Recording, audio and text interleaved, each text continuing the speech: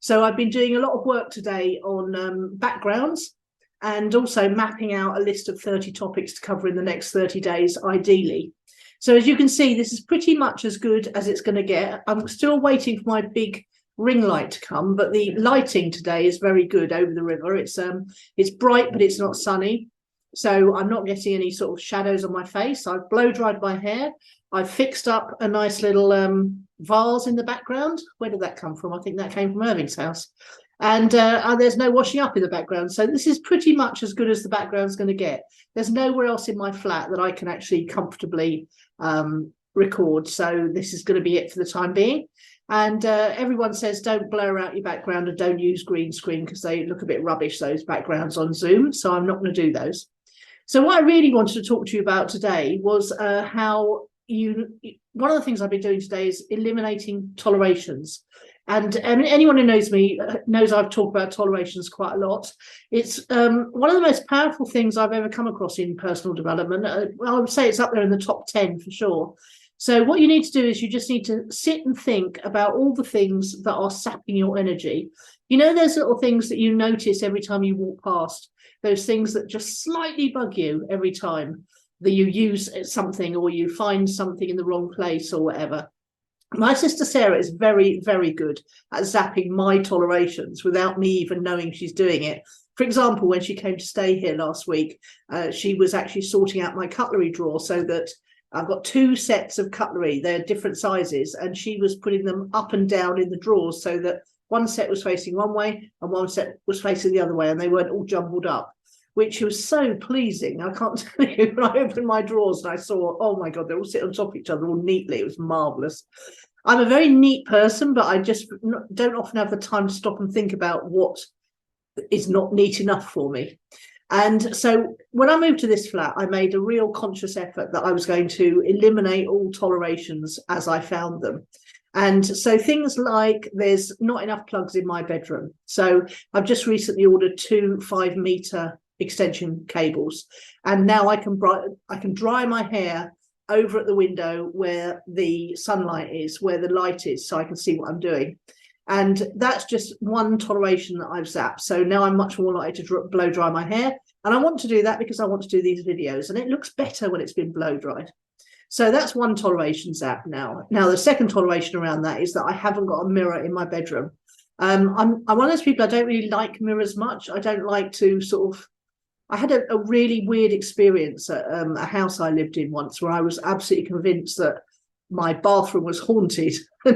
And every time I looked in the mirror, I was scared I was going to see something standing behind me. So I've got this weird sort of thing about mirrors now. I don't really like them in the bedroom, but you need a mirror to blow dry your hair because you can't carry mirrors through from other places. So I'm going to have to order one for my bedroom now. So it's going to have to be one that moves around so I can either close it down or move it before I go to bed. And so little things like that is a toleration. I'm tolerating not having a mirror in my bedroom. And what these tolerations do every time they occur is they suck a little bit of energy out of you. And let's face it, if we're starting a new business venture or we're starting a new marketing initiative on our existing business, you need to eliminate the tolerations so that you are not distracted by anything else, that you can put all your heart and soul and all your energy into the new business venture or the new marketing venture. So as I'm noticing things, I'm cleaning them up. As I'm noticing things, I'm zapping the tolerations. I've got one of the things is I tend to always have just a small, neat pile of papers, but they are a small, neat pile of papers. And then that grows into a few envelopes, and then that grows into a couple of like a diary or two, you know. So and then I've got I can see it right now. It's got my my purse on top of it, and it's just starting to get a bit annoying now. So I need to sort that one out because as I found the other day with all this equipment around, the more uncluttered your environment is, not only does it look better, but it also is much easier to work in. And I wouldn't say I'm an untidy worker at all. I wouldn't say I have one of those desks that's always piled high with stuff. Yeah, so that's the kind of thing I want you to be looking out for. It's called a tolerations list, and you can just make it if you've got a journal. You could just sit and think about the things that bug you. It could be a grubby patch on the wall. It could be a rough bit of carpet. It could be the fact that, you know, there's never anywhere to put the recycling before you take them down to the bins. You know, just things like that. And it could be a business thing. It could be something on your computer. For example, I don't know how anybody works with a cluttered desktop on their computer. My desktop has to be pristine at all times. So, you know, that's what I mean about being a tidy person. But I think the more chaotic and creative you are, the more you crave a tidy environment, although other creatives wouldn't agree with me. So what are you tolerating? What are you tolerating in your business life? What are you tolerating in your work life? Sorry, not your home life. What are you tolerating on in your day-to-day routine? What are you tolerating about every time you sit down? Does your computer take too long to boot up? There's all sorts of things we tolerate. And the more tolerations you allow, the less energy you've got for your business or your passions, or to spend time with your loved ones, whatever it is. Do you think, now this is a good one, do you think that Richard Branson would allow tolerations? Would he tolerate anything? No, he'd delegate straight away that someone else should zap his tolerations. And whatever you think of Richard Branson, he's a successful person. So if you want to be successful too, you've got to emulate the habits of successful people. Not all of them, only the good ones.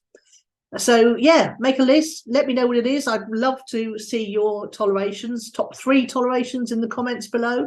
And then if you want, the best thing about writing them down is as soon as you write them down, either you or someone else will zap your tolerations for you.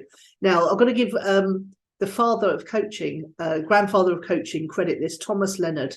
In his book, The Portable Coach, this is one of his things. And he says things like, always have, 3 months supply of toilet roll, because an ongoing niggle is when you run out of loo roll.